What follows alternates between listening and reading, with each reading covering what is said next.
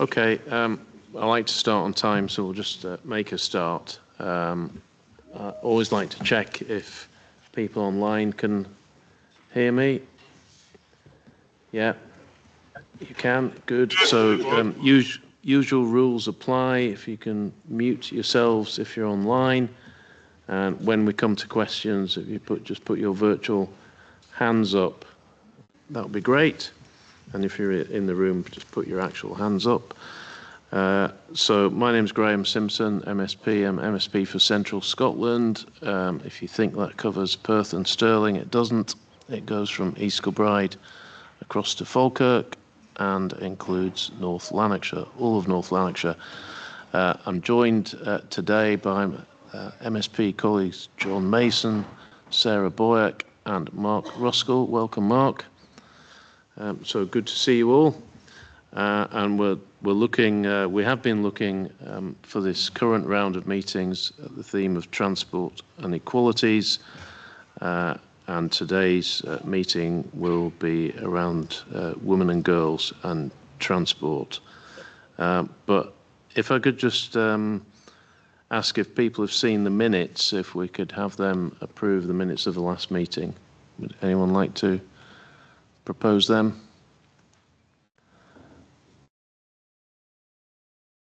Yeah, Sarah, that's fine. Jolly good. And we always, there is a section where, people ask if they can join the group.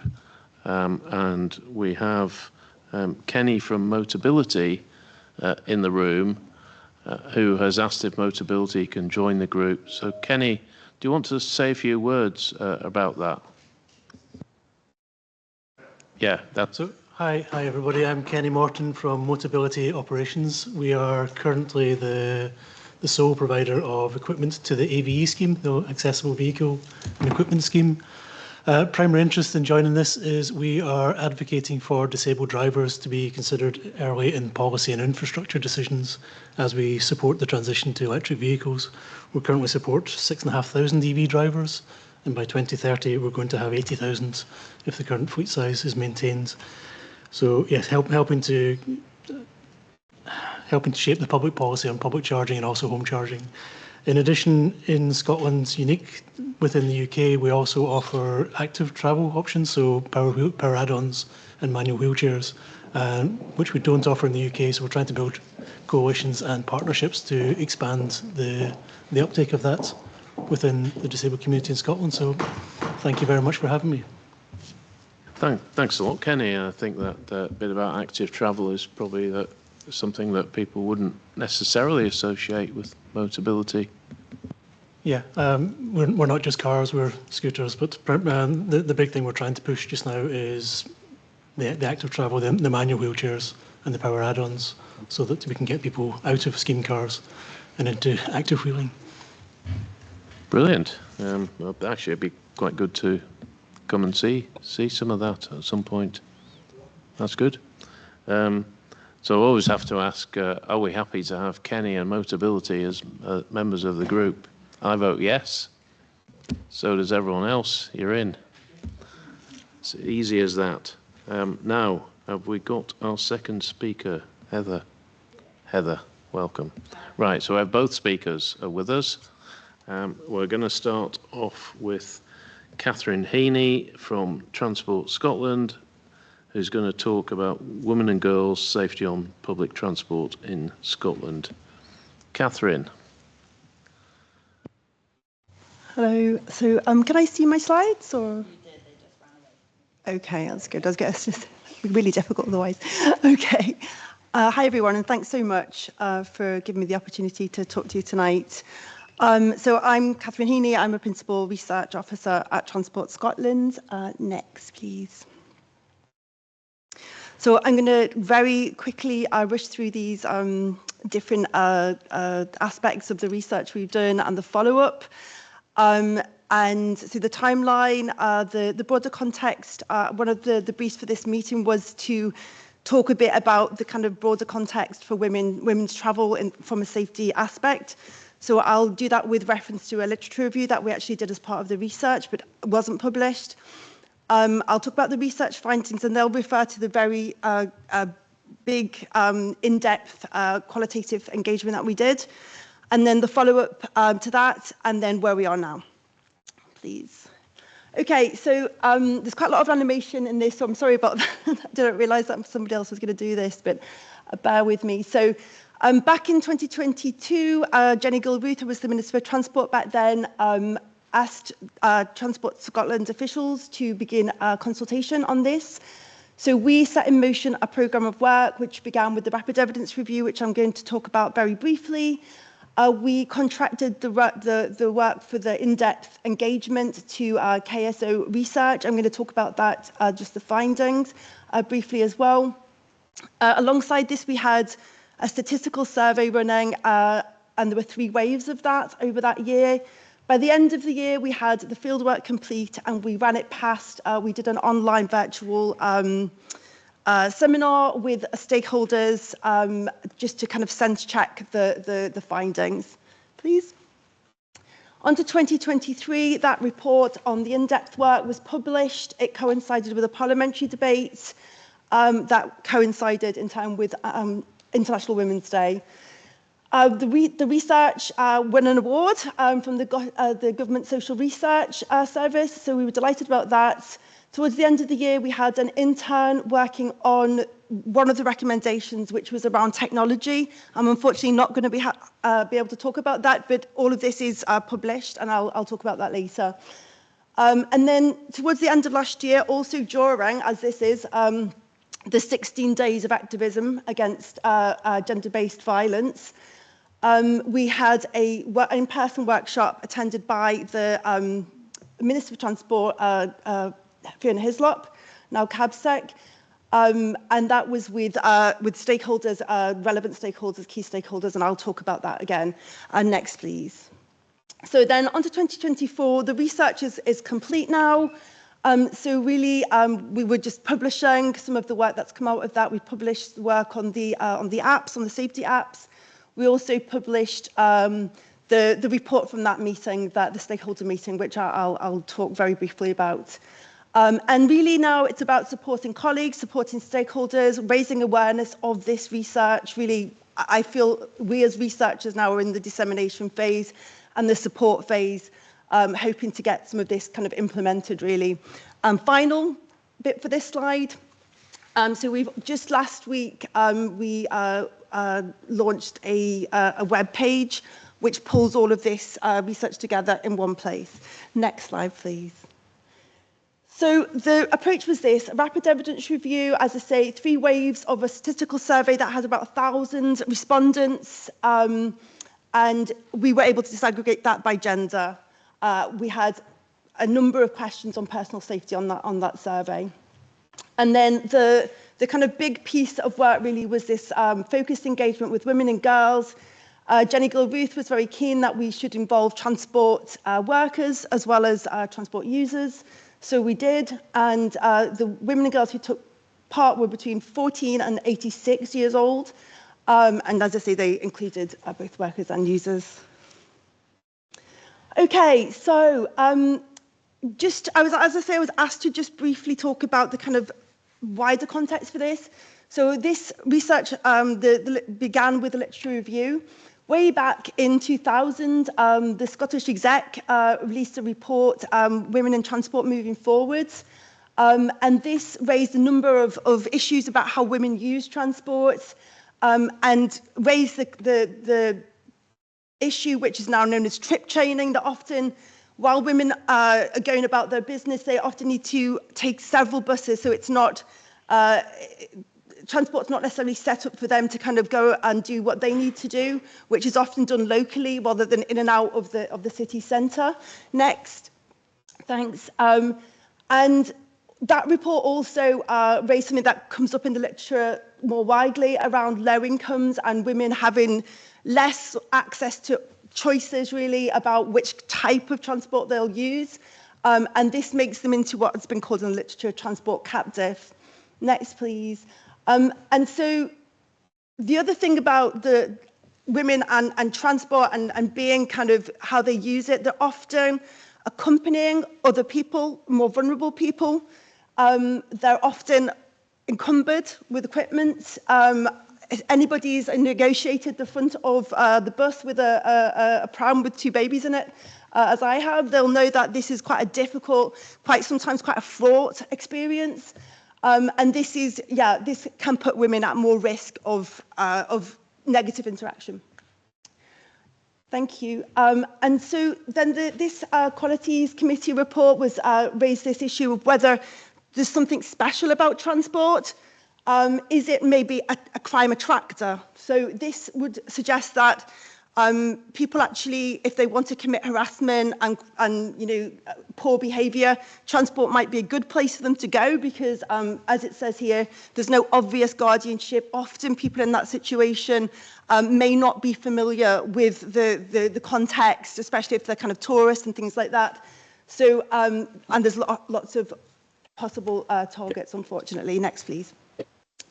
So just going back to I'm not able to talk in great detail about this, and I can't talk about the recommendations here, but the research findings from the qualitative research that I talked about suggested that women felt better if they were more familiar, which goes to the last point that I just made from the literature review. So familiarity, being able to knowing exactly how to negotiate that context was obviously a huge benefit in terms of making people feel safe, as was the reliability and frequency of transport. Things that made people feel less safe were travelling at night, certain routes into certain parts of the city, especially at particular times, did not feel as safe as other times. Alcohol and drug use came up as an aggravator and something that made people actually perceived to be less safe.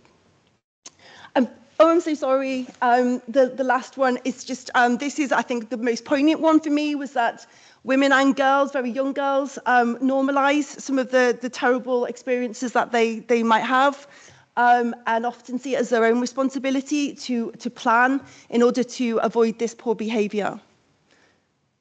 So just following on from the research then, last December, we organised a meeting with the then Minister for Transport, really to look at the 10 recommendations that came out of the research. And we invited a number of stakeholders to that, and the idea was to come up with some points of consensus, really, that we could then look forward to how these might make the recommendations more implementable. So the stakeholders, if you just click, sorry, I think there's just one animation, yeah.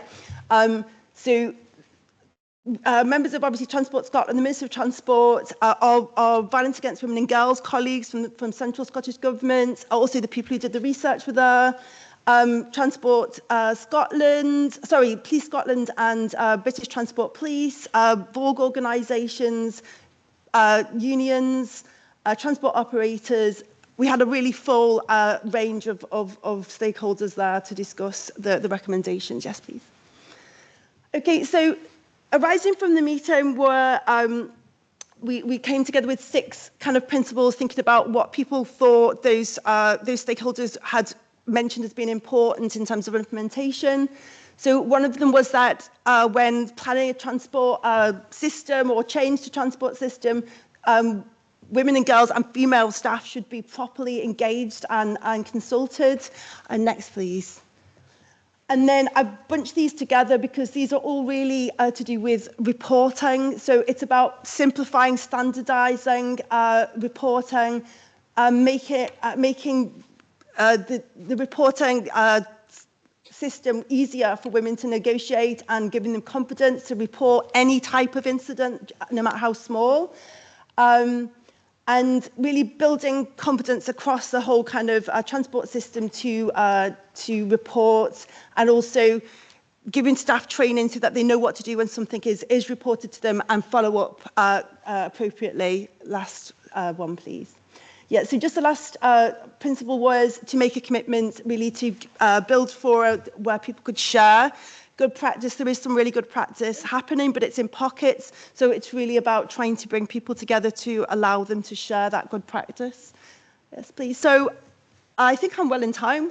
Hopefully, this is my last slide, so or last but one. So basically, where we are now is once again the 16 days is here again, and we launched the web page really to give people access to all of this this research that we've done. It was the Minister for Agriculture and Connectivity announced it during an event with White Ribbon Scotland. White Ribbon Scotland, for anyone who's not aware of them, is an organisation that works with men to address their behaviour, and they have a really good outreach programme. So so where I am now is disseminating this research, really trying to support colleagues as they roll it into areas that are kind of high on the policy agenda, such as antisocial behaviour. And then the last slide. And so everything can be found here.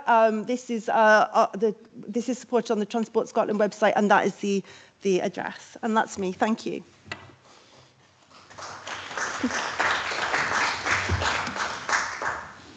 Fabulous. Thanks a lot, Catherine. I think we'll hold questions until we've had the second presentation, and then we can go to questions and comments. Heather Williams, you're on next.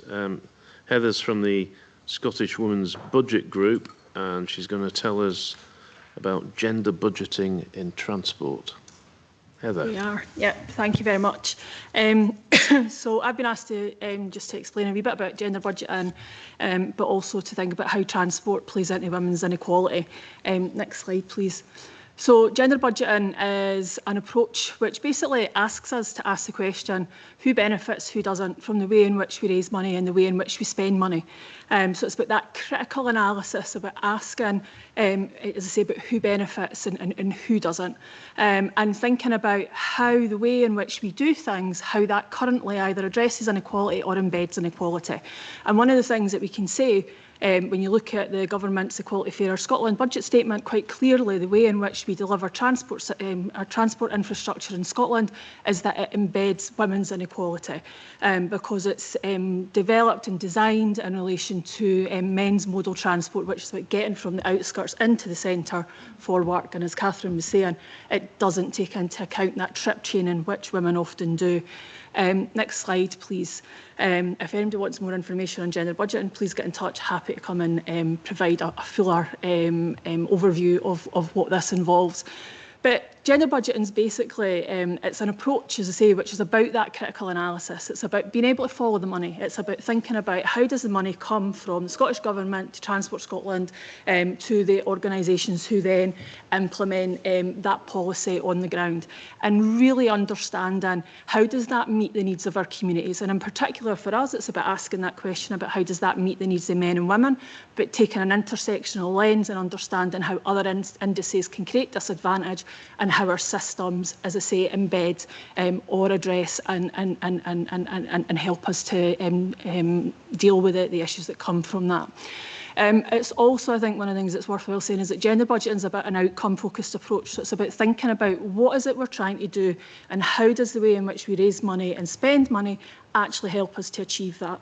And I think, you know, there are questions about the way in which transport spend currently helps us address inequality, whether that be for women or for other groups within our society. Next slide, please.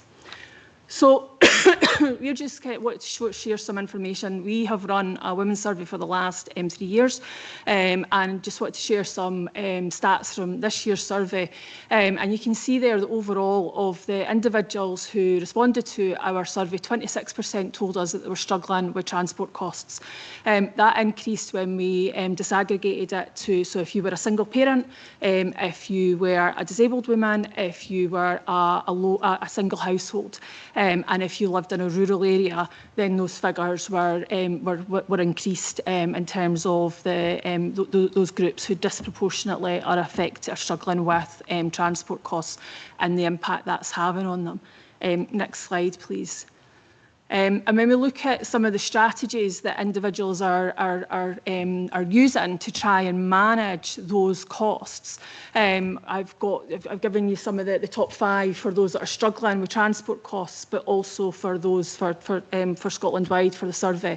And you'll see that the tactics that people are using to try and manage those costs.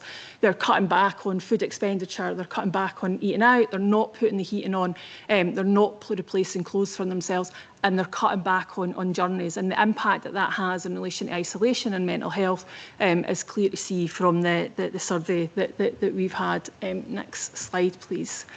And that shows you there in terms of, the impacts in relation to affecting physical health, impacting on ability to save, and physical health for individuals as well. Next slide. So what do we know about women's travel? And Catherine's already kind of covered on that a little bit, but women typically make more frequent, shorter journeys throughout the day due to domestic and caring responsibilities, whereas men typically make fewer but longer work-related journeys during peak hours. Now that's changed slightly, but as a result of COVID and some people being able to work from home. But still, we know that when it comes to trip training, when it comes to that responsibility or disproportionate responsibility for care, whether that be for children, for other family members, or for the household in generally, it's still generally women that undertake those trips. Next slide, please. So in 2023, we asked specifically about transport in our survey, and we asked about what women's main mode of transport was. We asked about whether they felt safe and whether the accessibility around public transport, but also around active travel. And one of the things that we found was that 5% of those who were responding to the survey, the main mode of transport was cycling. That dropped to 0 when we looked at disabled women and single parents. 17% used walk-in and wheel-in as their main mode of transport, and that increased to 23% for single women. And one of the things that we would say is that when we look at some of the work that we've done in this area, we've been working with Sustrans and other organisations, is that often when we think of active travel, we automatically go to cycling and we go to cycling infrastructure. Actually, the main way in which a lot of people get about is walking. And yet when we look at our pavements, I don't know how anybody got here tonight, but walking down the Royal Mile, some of the pavements leave a lot to be desired.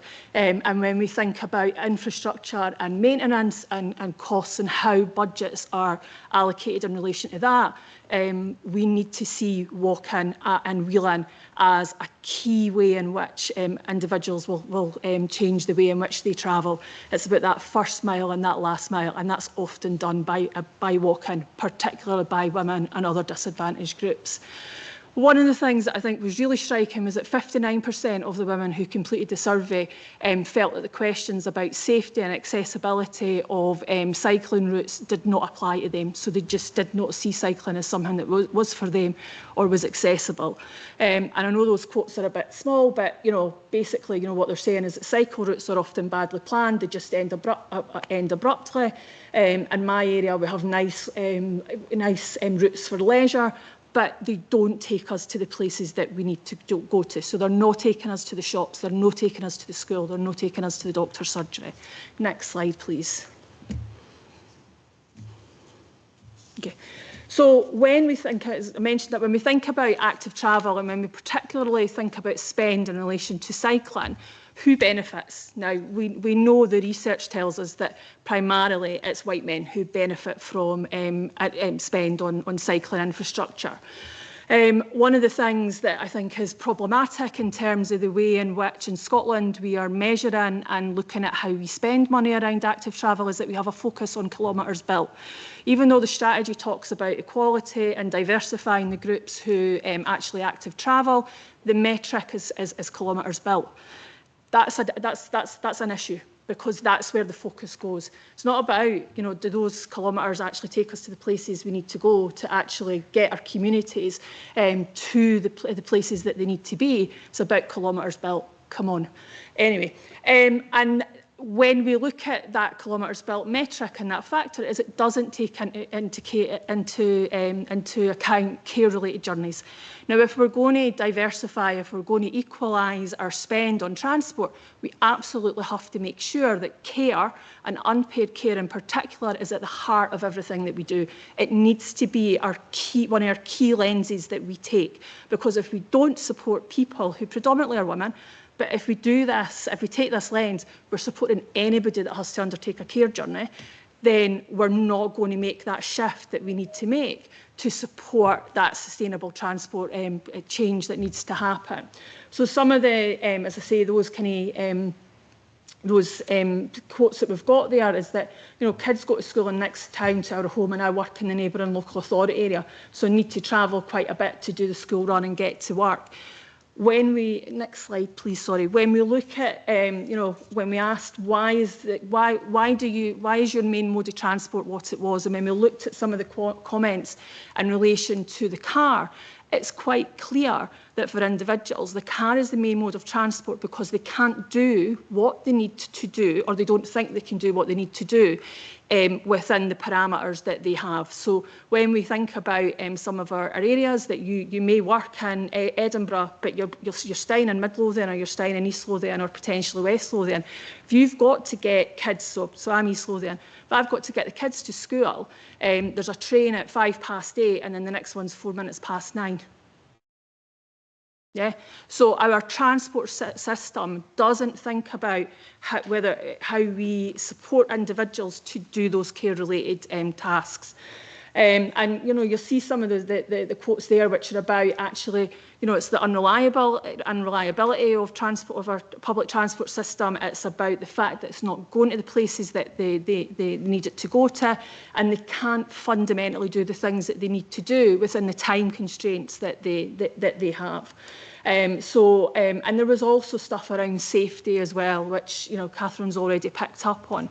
But for those who were using active travel, whether it was walking or cycling, there was issues in relation to safety that came up, and that was about other road users' behaviour, whether that was drivers or actually other cyclists. And I hate to put too fine a point on it, but when we're talking about that behaviour, in the 16 days, we're talking about often men's behaviour. And that's the part of it as well that we need to think about. How do we change the behaviour that is driving these issues? Next slide, please. So just quickly, in terms of a few questions I want to leave you with, depending on what the role you have. But if you're thinking about a gender analysis, if you're thinking about how do we actually change this, how do we make sure that the spend that we make in this area is actually driving the change that we require? So key questions.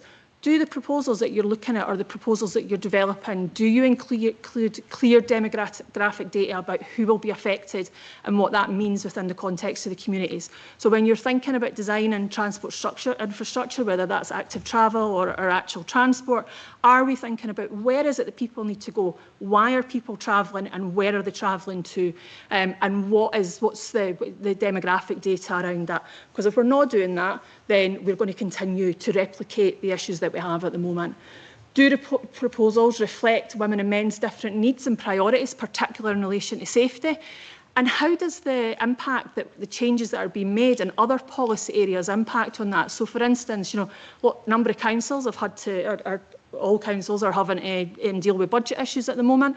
What are the things that they're cutting? They're cutting street maintenance. They're doing things about cutting lighting, so top proposals to switch lighting off after 11 o'clock at night, things like that. How does that impact on different people's perspectives of safety? And we know that men and women have very different perspectives of safety. Women are taught from that age that we have to show the right amount of fear.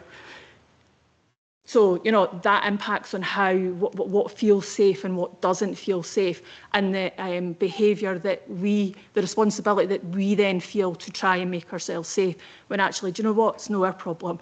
It's the problem of those who are abusive. Do you consider how proposals impact on unpaid care and how this is shared?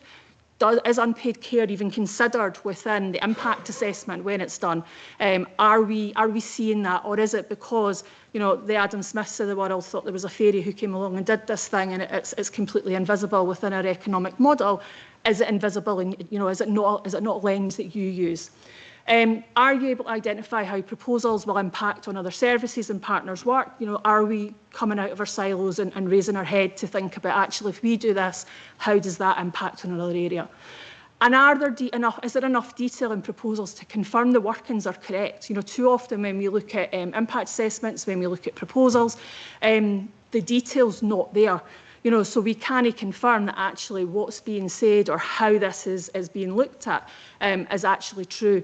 And the Dargavel school issue in Renfrewshire is a good example of that, and the Accounts Commission report is really clear. We need to show our workings.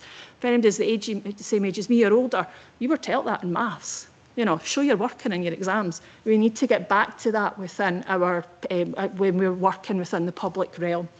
And the last question is, do we think about how current expenditure can be used differently to address the issue, or how the way we're using current expenditure causes inequality?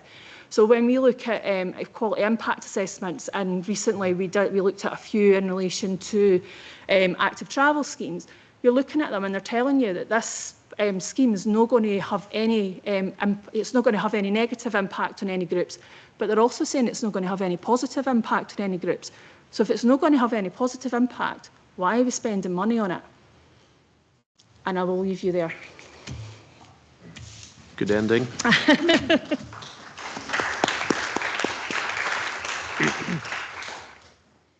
Right, some challenging stuff there.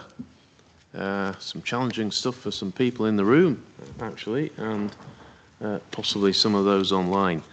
So now, do you want to know who's in the room still, or have you got a list? Right. So there's a lot of people at the back, so I don't think we've got time to do that, or you could... It's fine, you've got everyone. Okay, so I'm going to open it up. Questions, comments, observations. Hands up.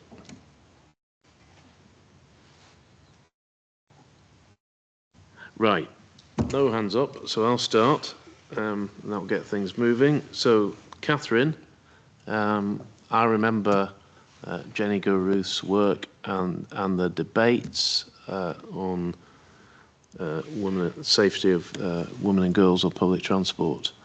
So despite everything you outlined in your very interesting presentation, has anything actually concrete happened to make things safer? I mean, as a researcher, I think my point was that implementation really is the next step, and I think that there have been things happened which have fallen under antisocial behaviour, and there's a lot of discussion about that right now. I mean, I think in terms of actual concrete things that I can point to, I think I'm going to struggle to do that. And incidentally, I don't think you're here to answer for that. I'll just make that clear. I'm just a researcher. Yes. Sorry, I just wrote a note when you were talking about the principles, and I suppose for me there's a fifth principle that's missing, and that's about resources, and that's about that budget, about how we use budget. So your principles are about consultation, whether that be with those with lived experience or those in the transport sector. Consultation costs money if we're doing it properly. If we're doing lived experience work properly, it needs to be resourced. But also training, that doesn't happen in a vacuum either. So for me, I would say, you know, with critical friend I, there's a fifth principle that's missing, and that's about resources and about actually how do you achieve that. And if there's no resources, then the chance of change happening is slim. Colin? Yeah, Colin Howden, Transform Scotland. I really liked your gender analysis material. I mean, there's a hell of a lot that's wrong with transport appraisal. There's other things that are wrong as well, but no, it's something we should be using more in our analysis of transport as well. But my prompt to you is, you talked a lot about active travel in your presentation. You didn't talk too much about buses, and I realised you're time constrained, but buses have always been very heavily used by women. In my experience, from not so much nowadays, but historically very much sort of male-managed operations, shall we say. And there's a lot more women active in the bus sector now, but historically it's been a very male thing. But the user base, the consumers, the passengers are predominantly women. So just any reflections on that? And similarly, I think where the difficulty with our public transport system is that it's based on that taking, so Edinburgh has probably one of the better bus, for lots of reasons in terms of who runs it and the impact of deregulation and all the rest of it. But still, trying to get from the west of Edinburgh to the east of Edinburgh, you've got to come into the centre. And that can take you so it can take you 2 hours to get about Edinburgh. And that has a real impact in terms of the way in which, the places that people need to get to. So our transport system is based on where we think people need to get to, rather than actually what are the journeys that they're making. So we build new estates, new schemes, and often there's no thought about the where people are going to have to go to, what's the catchment area for schools, how are people going to have to get to places. And in fact, there was research published the other week there in England that showed that actually for the last 15 years, the way in which our planning works and the way in which we're developing housing is actually forcing people to be car-centric.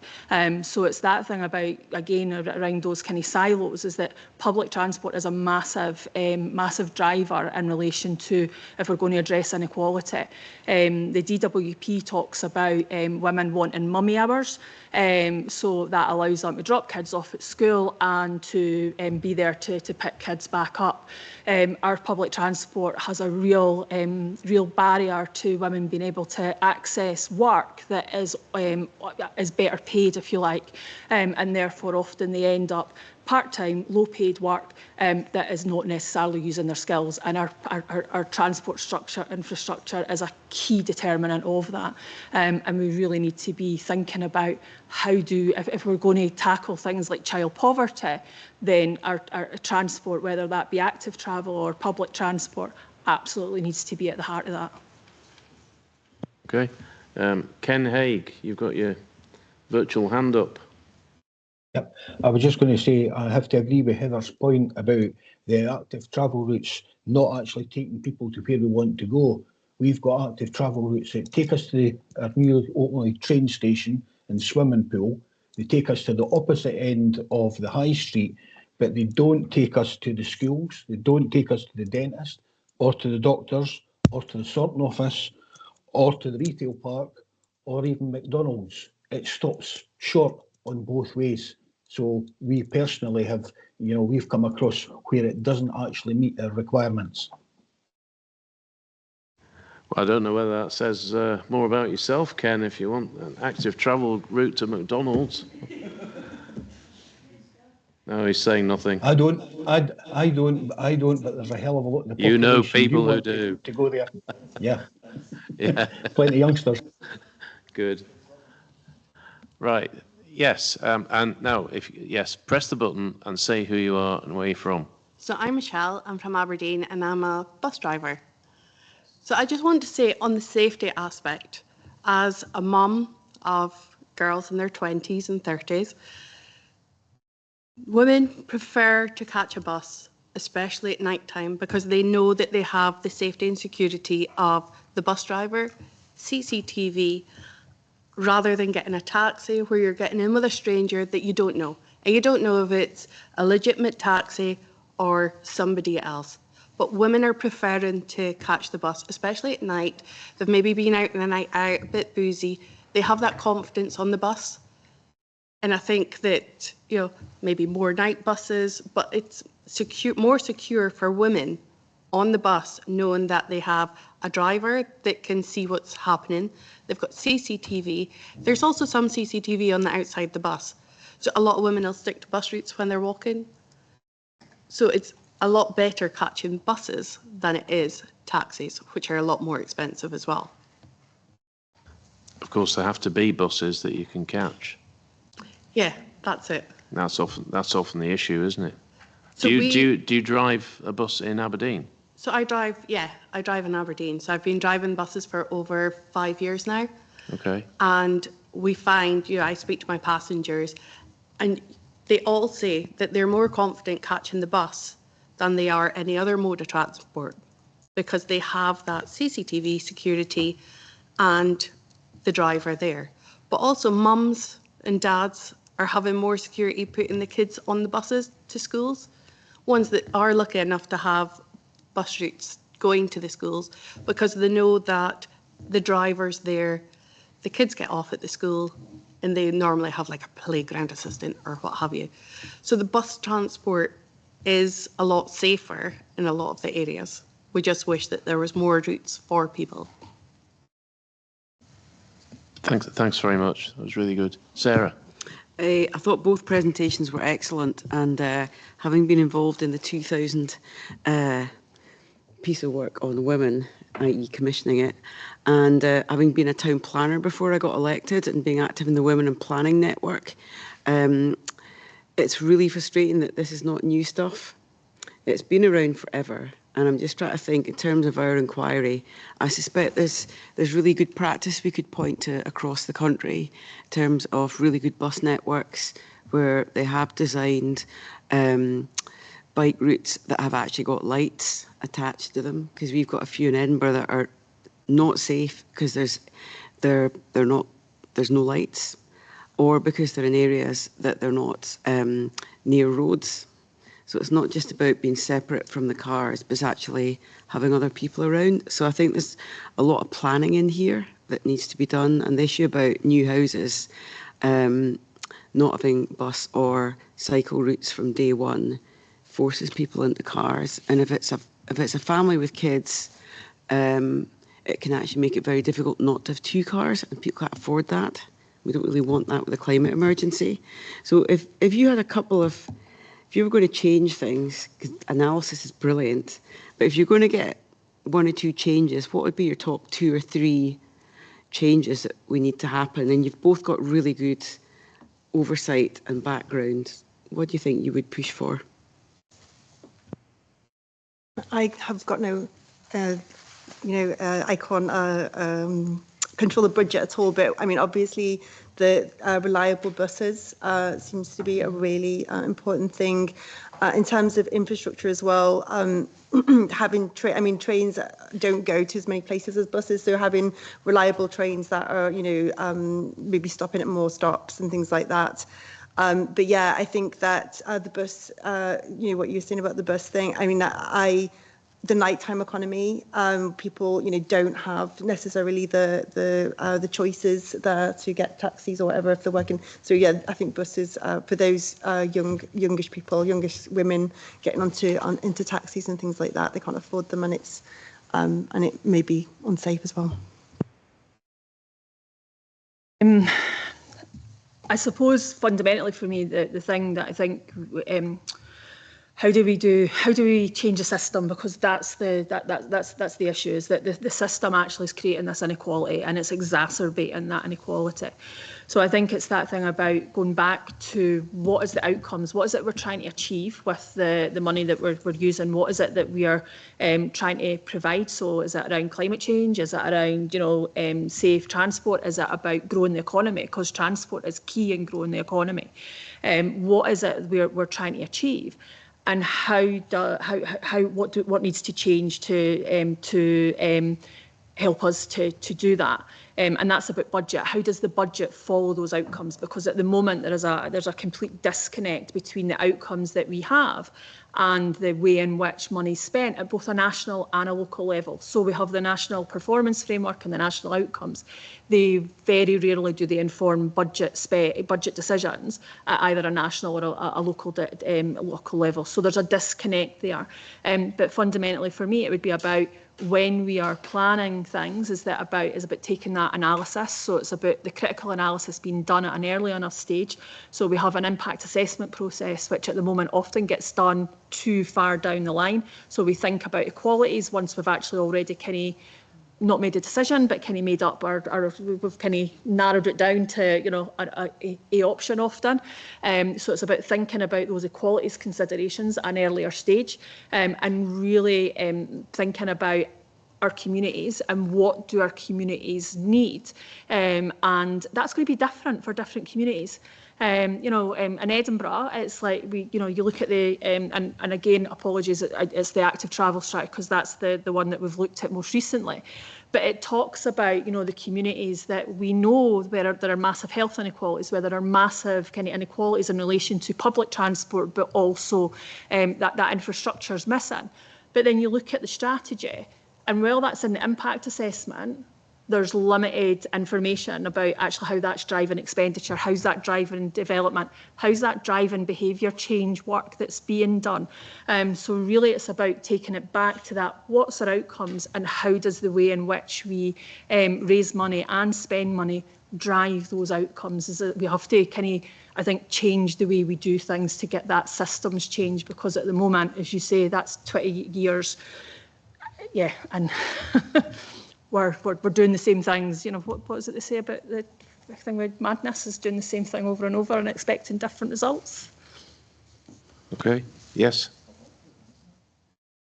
Sally Hinchcliffe, and I'm here. I was Pedal on Parliament. I'm also cycling Dumfries, and slightly humbled to see that I've been campaigning for things which are mostly going to help white men, but building on that strong knowledge that in the Netherlands more journeys are taken by bike by women by men, and that is to me that shows that if you really get it right, then it benefits everyone and it benefits women. But it was just coming to your point about strategies, that we've had an active travel strategy in Dumfries and Galloway, and one of the things that's not being measured is the gender breakdown of the people using the infrastructure. And that, although we suggested that as a good way of assessing the quality of the infrastructure, is that if you could see the modal shift for women, the gender breakdown increase, then you'd know you're pushing it in the right direction. But if you're not even measuring that, how do you manage it? And that's sort of frustrating to me as a local campaigner. And I don't know if that's something that can be, I can just vent, or, you know, can I put a question mark on the end? Like, how can we make sure that local authorities kind of do actually measure that stuff? Before you answer that, I'm going to put Sustrans on the spot, because there are some challenges here for people who design cycle routes and fund them. And, you know, I just think I'd like you to respond to what you've heard, if that's okay. Hi, Mark Shields from Sustrans Scotland. I'll declare up front that we've had Heather working with us for a while now, or through Cheeky. And Heather's presented on us internally and with some of our partners on gender budgeting. I think we'd be the first to admit that it's not been great over the past number of years, but especially through the work that Heather's doing and introducing that more rigid kind of gender budgeting approach, we've taken quite, not a prescriptive approach, but we've applied that especially within the context of the Places for Everyone projects that we've been delivering. We took, I think it was Tiffany Lamb, our EDI lead, assessed a lot of projects that had already been delivered, and then there was a follow-up report as well based on the recommendations that were put together with Heather's input about how that process could be strengthened up. We're seeing it going in the right direction. I think the other thing that stuck with me from what Heather said to us previously was that importance of disaggregated data and being able to track the progress and being able to see, again, avoiding what Sally said there about our I can't remember who it was that said about madness is doing the same thing over and over again, expecting different results. I think there needs to be more of a push across the board to get that data, see how putting these in place is actually impacting it, or where it not being in place is exacerbating those inequalities as well. So I think the planning stage, what Heather's been doing through the Women's Budget Group has been super helpful for us, and it has had a real impact on how we're supporting partners and taking forward infrastructure projects. And I think that next stage is now the monitoring piece as well, and making sure that data is there and we're able to actually capture which impact that's having, whether it is positive or negative, and just keeping it iterative and constant in how we're delivering. So, Mark, would you say it's changed the way you look at things from the outset? I mean, do you ask the question, who is this route for? Who are we aiming at here? I think so. I definitely think so with those bigger infrastructure projects through Places for Everyone. That's now an embedded part of the process. I know obviously there's legalities around doing equalities impact assessments, but that is now some of the gender budgeting recommendations are kind of part of how projects are taken forward through that infrastructure fund. Okay, who else wants in? I'm looking online. I'm looking at the back of the room. So I've got a hand up at the back. Anyone online? Not yet. Yes, so lady right at the back. So if you could sort of shout or come to a mic and say who you are.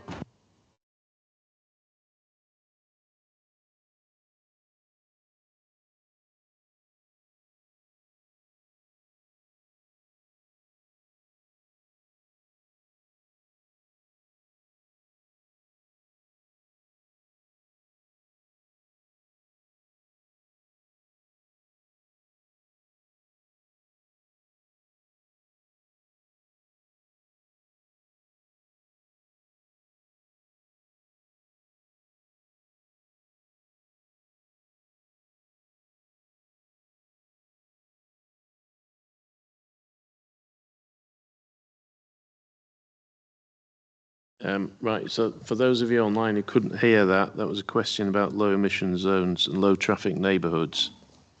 Would either of you like to respond to that? Sorry.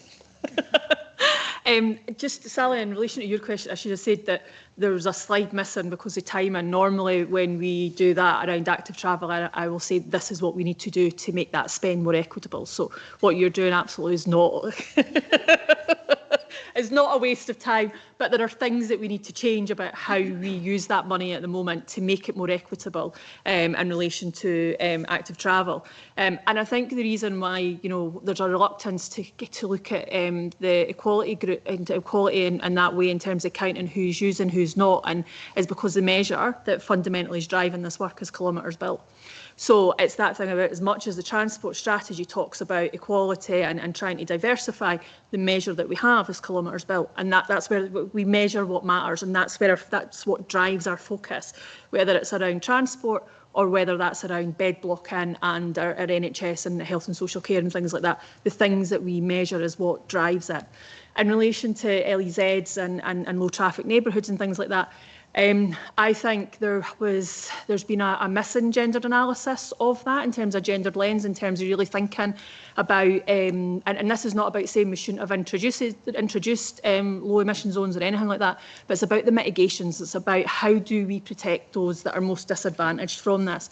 And an example, so in Edinburgh, I know that for a fact that that they were inundated with carers, and so with unpaid carers, and with people who were doing kinship care for family members who basically the kids were staying in one area but the school was another, and they were going to have to travel, they were going to have to cross the LEZ, but of course their cars weren't compliant, and that element of it I think is sometimes missed. So and it's not just in relation to LEZ, but some of the work that's been done around climate change, there's a gendered lens is missing to it, and that's not to say we shouldn't be addressing climate change and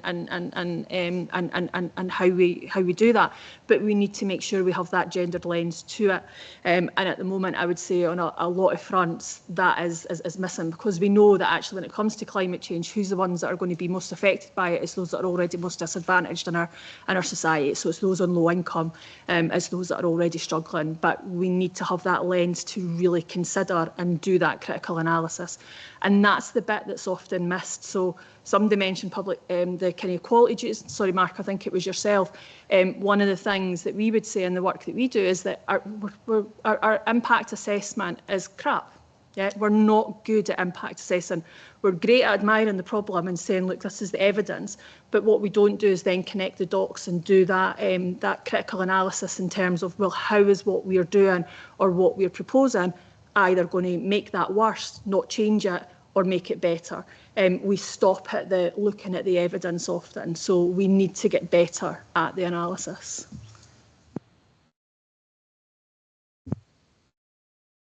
Yeah, thanks very much. Great presentations and good discussion. I had a couple of issues. In discussion with unions, there's a bit of a drive at the moment to bring back alcohol onto trains. I know that one rail union is in favour of that, the other one is a little bit quieter.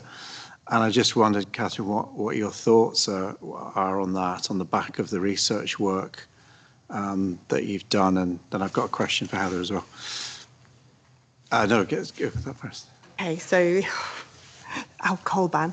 So what I would say about the alcohol ban is that it's quite controversial, and the women's safety work had a recommendation which was about alcohol, and I mentioned it in the findings, but there's an actual recommendation that we should look at legislation around alcohol.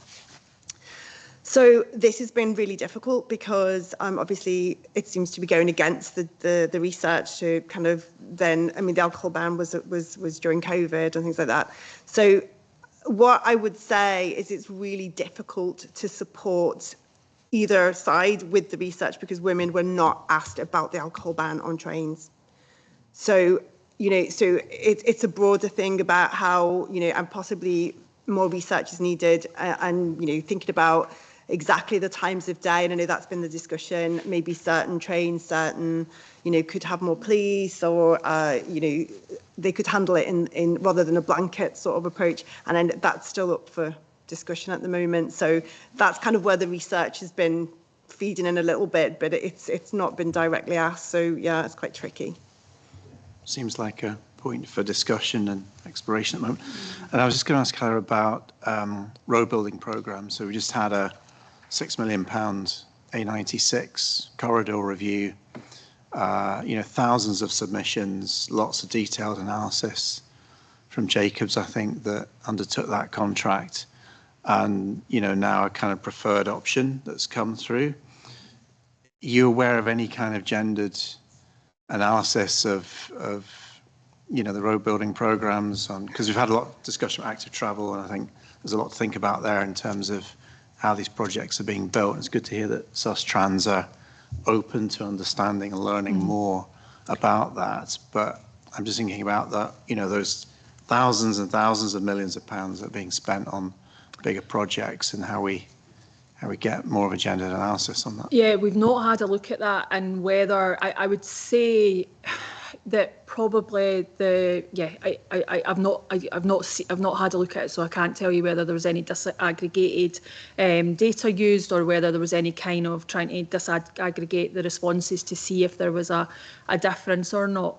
I think it's that thing as well, though, in terms of we know that in rural areas that people are more likely to drive because they've gone back to poor public transport. And I think it's that chicken and egg, isn't it? Is that, you know, how are you going to, if we're trying to get people out our cars, how do we do that without that investment and you know, and better public transport and transport that takes people to the places that they need to go to. And I think, you know, one of the things that our survey for 2023 did show that was in relation to cars was that women in rural areas are more likely to use cars, and I think the recent data shows that particularly that women in rural areas are more likely to drive. Actually, it's a necessity often in terms of being able to go about your life. So I think, well, traditionally, you know, a gender budget analysis would just say that in terms of that roads, it would benefit often men because they're more likely to drive and they're more likely to drive further. I think potentially in our rural areas there's some difference there, but as far as I'm aware, there's not been any kind of gendered analysis of that, and whether that was part of that work or not, I doubt it. Sorry, that's a cynic in me. Be cheeky and just ask just a really quick one as well, Tyler, again. It's just about that metric of kilometres built not being the best metric, because it doesn't really describe what those kilometres do. Do they join us up to where we can do caring and work and all those other trips that people need to make? Is there a better metric? Or is it just more complicated than that? It's more about place-based planning rather than saying, oh. I think it's more complicated than that. I think, you know, obviously kilometres built is a metric. It tells us something, but what it doesn't tell us is that taking people to the places that they need to go to. You know, it's no field of dreams, build it and they will come. That doesn't necessarily equate if it's not taking people to the places that they need to go. So I think it's the metric needs to be more nuanced in terms of potentially kilometres built, but kilometres built where and what types of journeys is it supporting? Because I think that is that if we're going to crack the issue in relation to transport, it's about going back to that. Why are people travelling and where are they travelling to, and not that automatic assumption that it's about work. And, you know, the gentleman talking, I don't know if it's for Lanarkshire, but it rung bells when he was describing the scheme that he's got. But there might be another area in Scotland that's got something similar, that, you know, we put in infrastructure that's not taken, you know, it's great for leisure and leisure's important, but so is those day-to-day journeys that we all take, you know, as part of our lives. And if our infrastructure isn't supporting that, then that's where the problem occurs. So the metric needs to be more nuanced in terms of what's the purpose behind that infrastructure and what is it supporting people to do, and is it supporting that you know, that kind of multimodal approach in terms of first journey, last journey to public transport, but also in terms of allowing people to go about their lives and the tasks that they have to undertake. Okay. Who else wants in? Sarah Collier. Hi everybody, Sarah Collier from the Confederation of Passenger Transport, the trade association for the bus and coach sector. Thank you both for your really helpful presentations. Catherine, I don't want you to put you on the spot too much because I know you're not policy, but I believe you gave a pretty similar presentation to the Bus Centre for Excellence, which anyone's not familiar with, that's a DFT set up organisation, and they had an event on ESB and women and girls safety on public transport about a fortnight ago. And I wondered if there was anything, if you did go, if there was anything from that you took away that would be helpful to this group in its inquiry, because the issues being discussed and raised are very similar across the UK. I don't think there's anything that's, you know, particularly Scottish. Thanks. Thanks, Sarah. So, yeah, I mean, there's a couple of things really. There was a discussion at the end of the day that I was part of the session I was in, and it came up about the lack of data, which I think is also something. I mean, you're talking about metrics, but I think traditionally there's just this data hasn't been collected. There's just not been, so when we did the literature review, there's just a huge lack of data that supports policy, that supports, there's a lack of evaluation of schemes that have already been undertaken. So I think that lack of data is really important, and, you know, standardisation and so on. But the other thing is that there are some schemes down south with pilots, and there's kind of safety officers on the buses.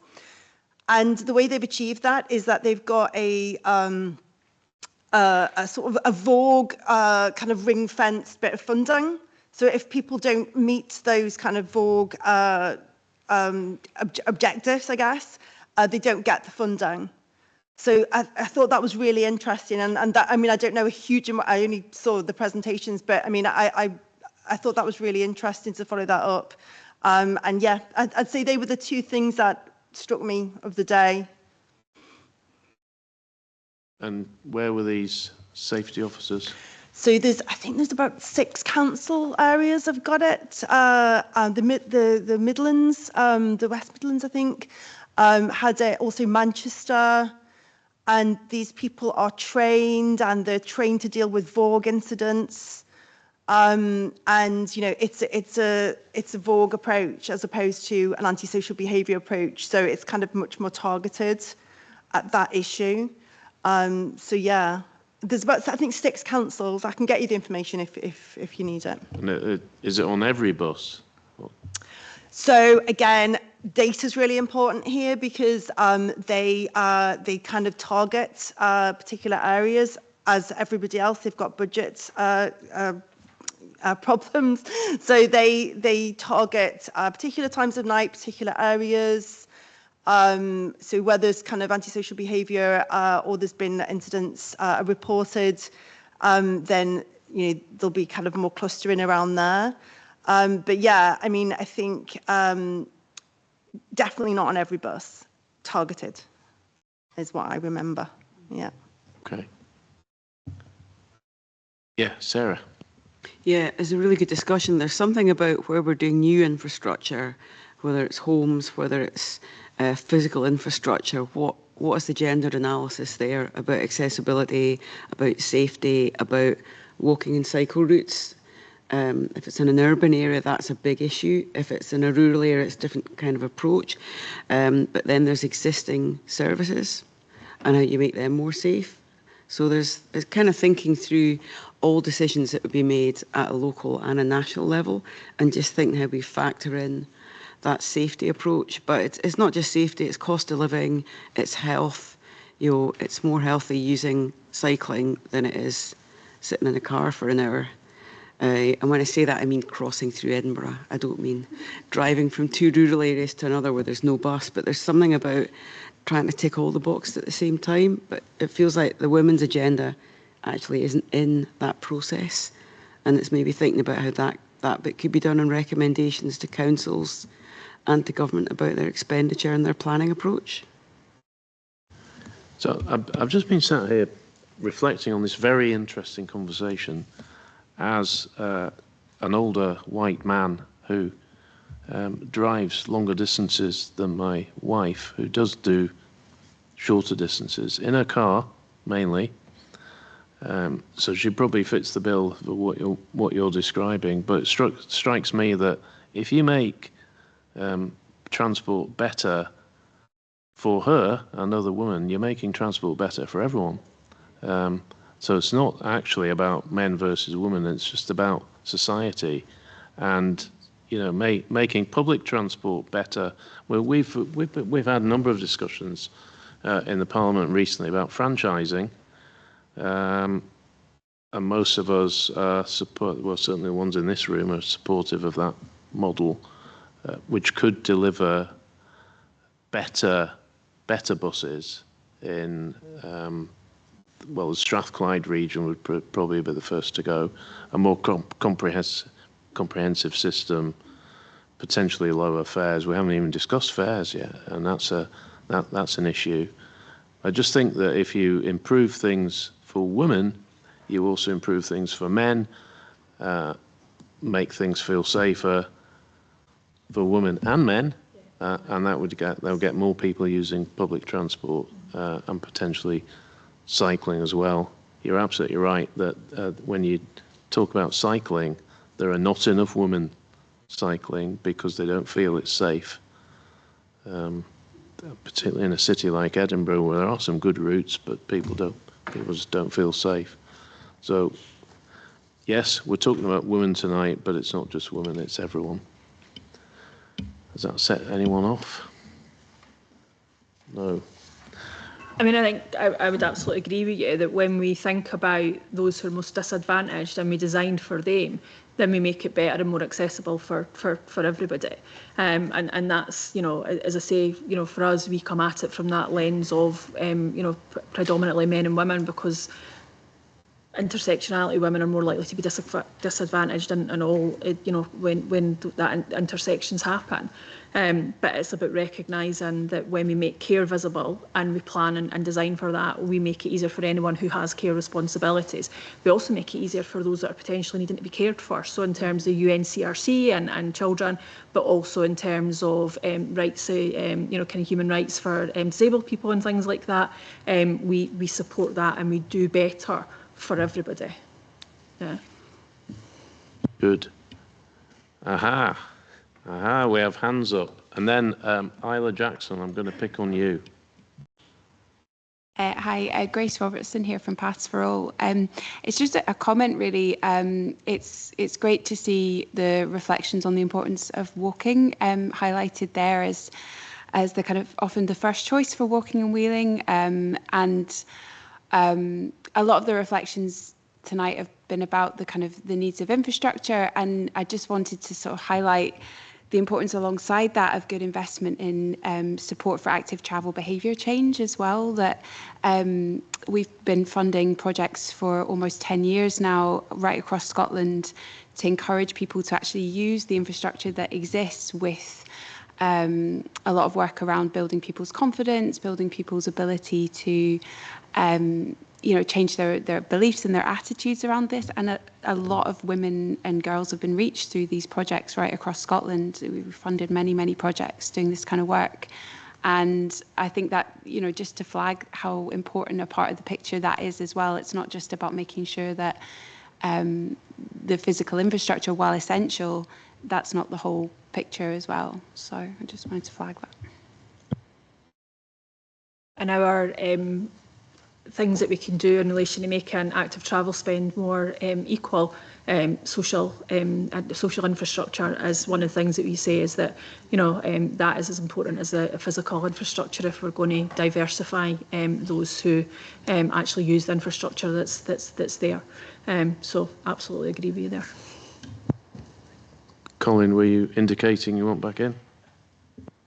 So earlier in the discussions, Sarah Boyack indicated that she, when Transport Minister, had commissioned research on women in transport. And if I picked you up right, you said there had been limited or no progress on this matter in the last 20 odd years. So I just wondered, for yourself, Sarah, and also the two speakers, is there anything, given that we're in the Parliament, in a regulatory or legislative fashion that could be being looked at in the next session of Parliament to take forward?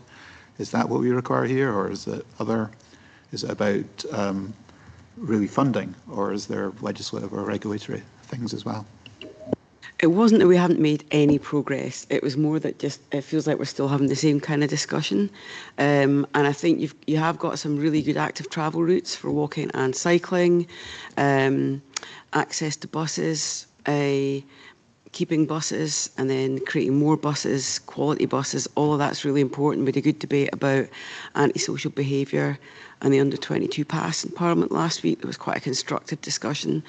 I suppose for me, I'm thinking about how do you build this in from start so that whenever we've got new developments, that feels like a bit that we're not really doing. We do some brilliant stuff fixing it afterwards, but how do you get buses on new developments or decent walking and cycle routes so that from day one people have a decent choice that they can use? So I kind of feel that there's something in terms of local government and planning as well as what's in the Parliament, and that's partly about putting this further up the agenda. And now that you've got the climate emergency, it's like a no-brainer. But it's just how we keep pushing on this. So I would say there's a bit about when you've got planning applications, schools, services, shopping, access to infrastructure, where does what we've been talking about, a women's perspective, come in? Because it'll pay you back in terms of investment. That's my thoughts. Pass on to the actual speakers who know what they're talking about. Well, so do you, Sarah, to be fair. I think, so I'm going to just reiterate what I said, and I think it goes to the same kind of thing, is that if you want to get in early, you need to have that data to make those arguments. So I think one of the things that could be encouraged is that disaggregated data on people's experiences is collected, and that women's experiences is seen as worthy of data being collected on them, so that we can make these arguments, because often we're trying to make arguments in a sort of data black hole, really. And then there's the wider point about things being better for everybody, and that's really true. But there are some gendered experiences that happen, and I think that it's quite helpful to also be aware of those and think about kind of violence against women and girls as something that is obviously beyond transport as well. Okay, we've got about 5 minutes left. Right, great. We've got a hand up at the back, and then Dave, you had your hand up, but you've taken it down online. So if you want back in, put your hand back up. We've actually got 2 people at the back, so who wants in?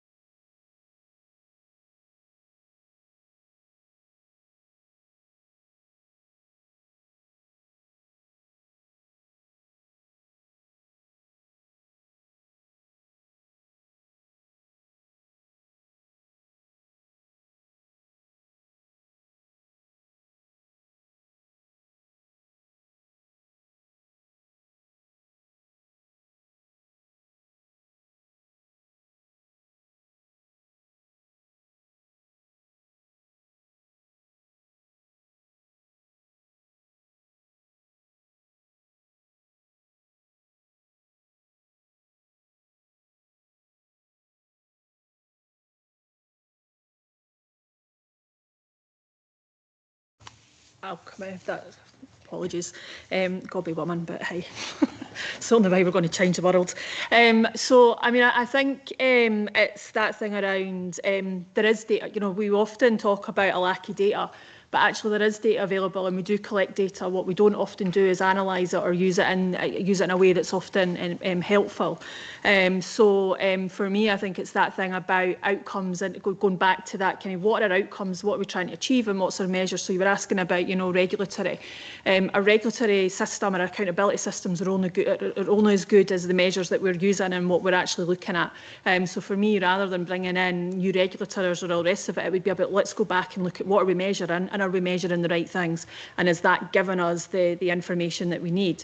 But I would also say if we don't have data here, there's enough data internationally as well that can tell us actually these are the issues that we're potentially dealing with. Scotland, as much as we like to often think that we're unique, and we are unique in some ways, when it comes to attitudes to women, when it comes to violence against women and girls, when it comes to misogyny and harassment and all of these things, we're no different than other areas of whether it be Europe or other places. So there's information out there, and I think Catherine was talking about using some of the reporting information to be able to drive some of the work around safety.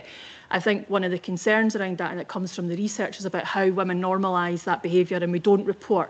And that goes back to the Dame Helena Kennedy work around misogyny and misogyny legislation, is that actually women don't report these everyday behaviours because we're so bloody used to it, we just put up with it. You know, it's why are you going to phone 101 or 999 because somebody said something to you or made you feel uncomfortable? It's not something that we do. There's a level of normalisation there.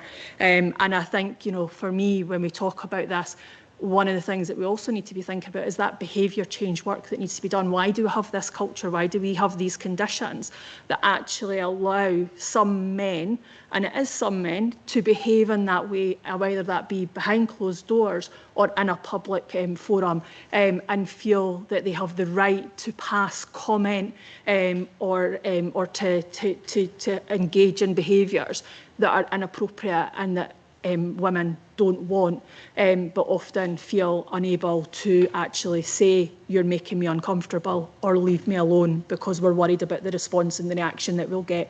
So there's something when we're talking about this that actually we need to be also be doing work to deal with that root cause and root behaviour as well. Okay, we're running on a bit, but it's a really good discussion, so I'm quite happy with that. But what I'm going to do is if I can ask Dave first online, and then Richard Gale, Councillor Richard Gale, if you could make some brief contributions, that would be great. And then there's a lady at the back of the room who wanted in. Same message to you, but Dave, the guys online first. Dave, Councillor Gale, then yourself at the back. And then I'm going to come to Isla, I promise I will, which is really Isla for an update following our last meeting, and just to tell the meeting about my visit to you at the Scottish Youth Parliament. So Dave first. Okay, thanks, Graham. You made the point yourself that if you improve conditions for women, then it improves it for everybody. And I certainly agree with that, but maybe it's not quite that simple. because a lot of improvements to improve local accessibility, I suppose I'm talking about cycling primarily, a lot of improvements to improve local accessibility, which is, you know, where women's journeys are mainly to be found, involve removing parking or making driving at speed through areas less convenient. So when you try and bring forward these projects to improve local accessibility, you actually get a lot of objections from people who wish to drive through. And this relates back to the point that one of the speakers made about investments going in for commuting to work, etc., largely male, at the expense of local investment for local travel. So I think there is, you know, a point for discussion there, I guess. And just briefly, for anyone who's interested, I put a note in the chat about a cycle route that opens in Edinburgh yesterday, where there's a couple of sort of vaguely gender-related aspects to that. Thank you. Thanks, Dave. Councillor Gale. I don't know where you're from, Councillor. Can you tell us? From Highland Council. I'm based up in Goldsby in the north. What I haven't heard today, and apologies if I've missed it, but I haven't heard any reference to the difficulties people face in the rural areas when there is no buses to get access to any services and access to employment. And that's particularly predominant in our particular part of the world. And I've just been speaking to people today about who can't get access to the work because the buses just don't fit in time. There's one bus goes through the village on a daily basis, and it doesn't get them to where they want to be. And this particularly affects lone parents who have children caring responsibilities. They're very, very restricted to what they can access in terms of employment and access to services, including health services for that matter, because a lot of people just can't get health appointments because there is no transport. I think it's a real big issue, and well, certainly I recognise the issues that are in the urban areas, but it's a whole different ballgame when there are no public transport options to go for. Thank you. No, you're absolutely right. It's definitely been mentioned tonight, but it's certainly worth repeating, and you've done that very well. Right, lady at the back.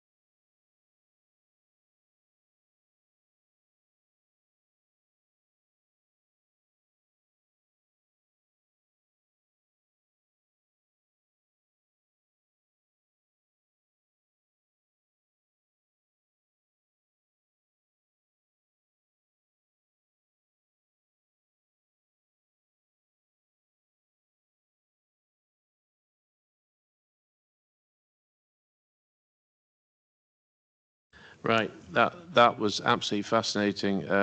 Apologies to those online who probably couldn't hear any of that, but that was a transport planner from Edinburgh talking about her experiences of living and working, not just in Edinburgh, but in European cities like Cologne and Stockholm, and trying to get rid of the culture of fear that people have.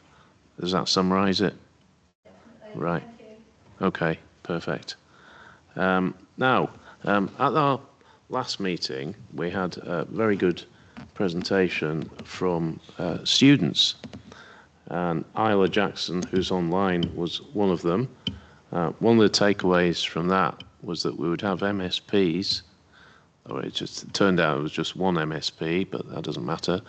That was me, who agreed to go along to the Scottish Youth Parliament, and they met here in the Scottish Parliament. They've got a transport committee. Isla was there, so I went along, spent some time with them. It was really rewarding. Isla, I don't know if you want to say anything about that session and what we agreed. Well, actually, what we agreed you would do at the end of that. Yeah. So SYP held their 82nd national sit-in in the Scottish Parliament building quite a while ago now. It was the start of November, end of October, that kind of weekend. And we had our committee meetings, and I'm the deputy convener for the Transport, Environment and Rural Affairs Committee. And our committee priority, for those that didn't hear or see our presentation, is to improve transport infrastructure to make it more affordable and accessible for young people. And so the aim of our committee meeting was to just narrow our focus, because obviously that's quite a big aim. So we kind of wanted to narrow the parameters of what we wanted to do, and we had kind of 4 options that were kind of thrown into discussion. They were around improving like shelters and stations to make them safer, expanding the Young Scot free travel scheme, making public transport more carbon efficient, and kind of encouraging like a green revolution. And I can't remember what the 4th one was, but the aim that we came away with as a committee is to expand the Young Scot free travel scheme. So we're hoping to get the age raised and get the scheme expanded onto other services. And we will be submitting a motion to the Scottish Parliament alongside Graham, which is really exciting. So when are you going to do that? Because I offered to table a motion. Yeah, we're going to do it soon. Excellent. Right, well, I'm really looking forward to hearing about that, because I think a lot of MSPs would love to take part in a members' debate with a motion written by students, edited by me, but written by students. Okay, that's probably a good way to end the meeting. I think next meeting, I think we're talking about February and then maybe one in May. We'll also need to have an AGM, don't we? Which could be a very quick affair just for MSPs. So we're looking to have a 4th meeting of this series in end of February. We haven't got a date yet. And the theme is, Laura? Disabilities. Disabilities. And then a final and 5th event, probably in May, which will round up the evidence we've heard, and we'll prepare a report for a presentation at that. Excellent. Well, look, thanks everyone for coming. If you've come in person, brilliant. Hope you get back okay. If you need to get a bus, I hope there is one. I'm sure there will be one in Edinburgh, because it's got a really good bus service. And those of you online, enjoy the rest of your evening, and thanks for coming.